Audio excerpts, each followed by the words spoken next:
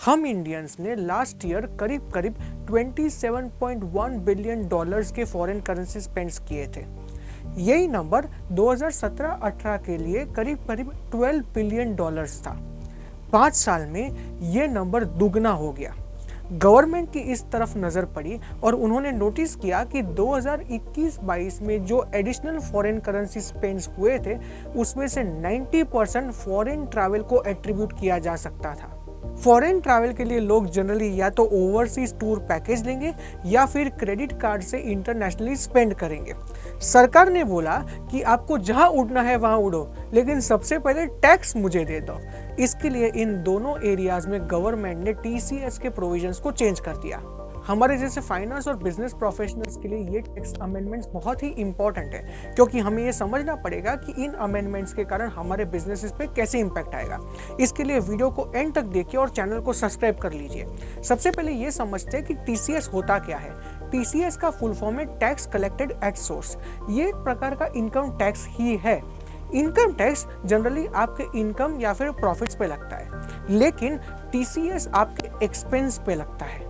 हालांकि ये टीसीएस आप अपने ईयर एंड इनकम के सामने जरूर एडजस्ट कर सकते हो।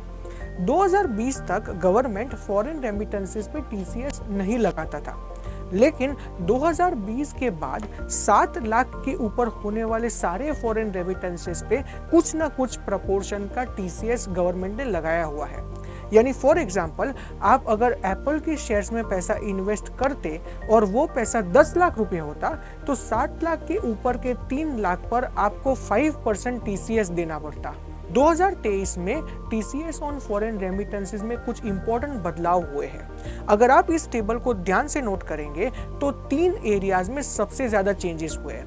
पहला है ओवरसीज टूर पैकेज। यहाँ पे पहले 5% टैक्स लगता था, जो अब 20% टीसीएस लगेगा। दूसरा है इन्वेस्टमेंट्स और गिफ्ट्स। इसमें 2 प्रकार के चेंजेस हुए हैं। एक टैक्स रेट 5% से 20% हो गया है और दूसरा एग्जेम्पशन लिमिट या फिर थ्रेशोल्ड जो 7 लाख रुपए का था वो हट चुका है। और तीसरा है कार्ड्स। इसमें भी 2 प्रकार के चेंजेस हुए हैं। क्रेडिट कार्ड्स जो पहले टीसीएस के नेट में नहीं थे वो अब टीसीएस के नेट में आ चुके हैं। और दूसरा, यहाँ भी रेट 5% था जो अब 20% हो चुका है। अभी ये जो रूल्स चेंज हुए हैं उसमें कौन सी पार्टीज को कैसा इंपैक्ट आता है, इसको एनालाइज करने की कोशिश करते हैं। सबसे पहला है कॉमन मैन। सोचिए कि मैं और आप हर महीने बहुत ही मेहनत करके 10,000 रुपए की सेविंग्स कर रहे हैं, क्योंकि हमें बाली फॉरेन ट्रिप पे जाना है। करीब करीब 2 साल तक एवरी मंथ ये सेविंग्स करके हमारा जो सेविंग्स पूल है वो 3 लाख तक पहुंच चुका है। हमारा बाली का वेकेशन का अप्रोक्सीमेट कॉस्ट 3 लाख रुपए ही है। हम एक ट्रैवल ऑपरेटर के पास जाते हैं से letmefly.com। अगर हम उससे 3 लाख का टूर पैकेज परचेज करते हैं तो हमें उसको एडिशनल 5% मतलब 15,000 रुपीज देना पड़ेगा, जो वो जाके गवर्नमेंट को टीसीएस के फॉर्म में डिपॉजिट करता है। 1 जुलाई 2023 से पहले अगर हम उसके पास 3 लाख रुपीज का टूर पैकेज बुक करते हैं तो हमें एडिशनल 5% टीसीएस मतलब 15,000 रुपए उसको देने पड़ेंगे, जो वो जाके गवर्नमेंट को डिपॉजिट करेगा। लेकिन अगर यही पैकेज हम 1 जुलाई 2023 के बाद लेते हैं तो हमें 20% टीसीएस का प्रोविजन करना पड़ेगा। मतलब 3 लाख के पैकेज पर हमें 60,000 रुपीज का प्रोविजन करना पड़ेगा। पहले हम 15,000 का प्रोविजन कर रहे थे, अब हमें 4 टाइम्स प्रोविजन करना पड़ेगा।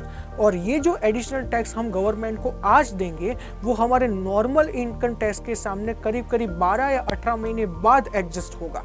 गौर कीजिएगा, टूर या फिर ट्रैवल ऑपरेटर्स हमसे जीएसटी भी चार्ज कर रहे हैं, जिसको मैंने अभी कैलकुलेशंस में नहीं लिया है। सिमिलरली, क्योंकि इंटरनेशनल क्रेडिट कार्ड स्पेंड्स पर भी 7 लाख रुपए के थ्रेशोल्ड को क्रॉस करने के बाद 20% टैक्स लगता है, इंटरनेशनल ट्रैवलर्स को ये चीजें कॉन्स्टेंटली अपने दिमाग में रखनी पड़ेगी। फॉर एग्जाम्पल, आपके क्रेडिट कार्ड का लिमिट 17 लाख रुपए है।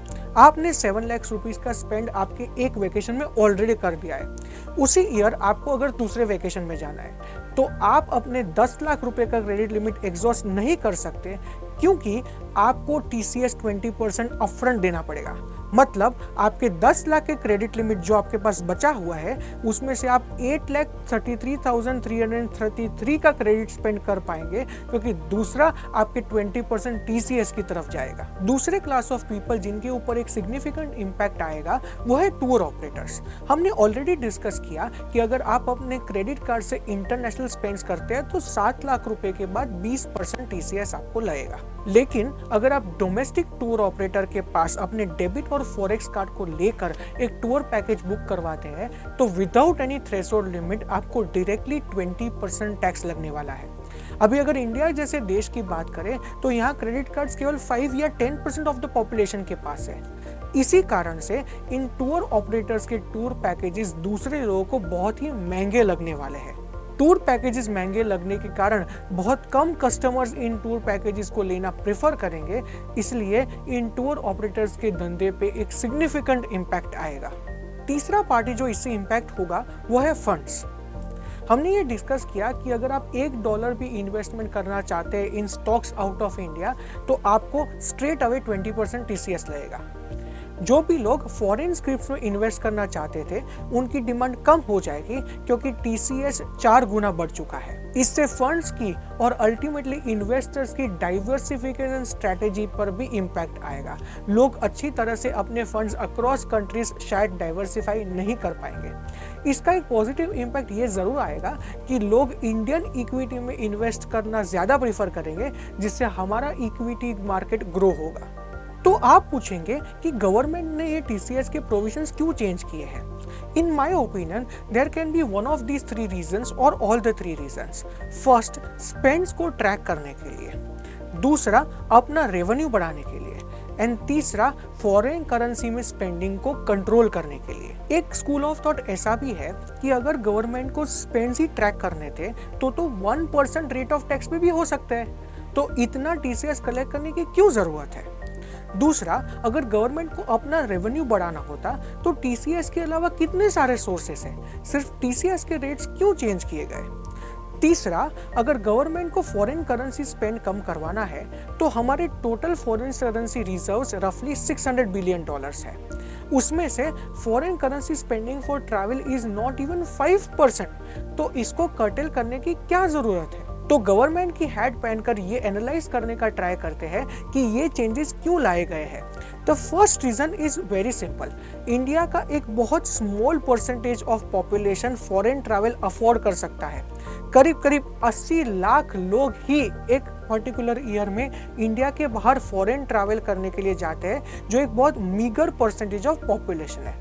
दूसरा, अगर हम लास्ट ईयर की बात करें तो इंडिया में से फॉरेन करेंसी आउटफ्लोस बहुत ही हुए थे। Foreign portfolio investors last year करीब $60 बिलियन इंडिया के बाहर ले गए थे।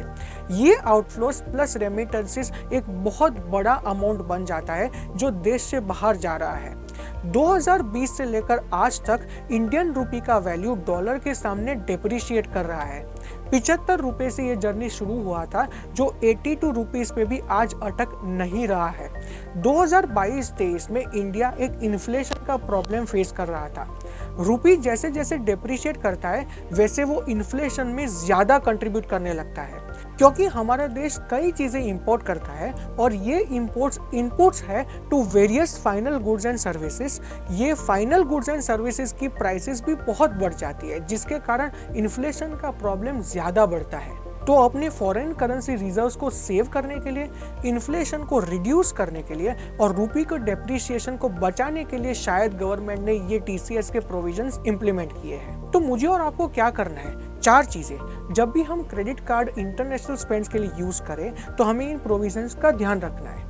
दूसरा, हमें क्रेडिट कार्ड प्रीफर करना है ओवर अ फॉरेक्स कार्ड और डेबिट कार्ड। तीसरा, हमें अपने बुकिंग्स हो सके उतने INR टर्म्स में करने हैं। और चौथा, हमें फॉरेन स्टॉक्स में इन्वेस्ट जरूर करना है, लेकिन एक ओवरऑल कॉस्ट और लिक्विडिटी का पिक्चर एनालाइज करने के बाद ही इन्वेस्ट करना है। आशा करता हूँ ये वीडियो आपको पसंद आया होगा। हमारे चैनल को सब्सक्राइब कीजिए, वीडियो को लाइक कीजिए और हमारा कंटेंट अपने फ्रेंड्स और फैमिली के साथ शेयर कीजिए, जिससे वो भी इस रेलेवेंट कंटेंट को कंज्यूम कर पाए और ज़्यादा नॉलेजेबल बन पाए। धन्यवाद।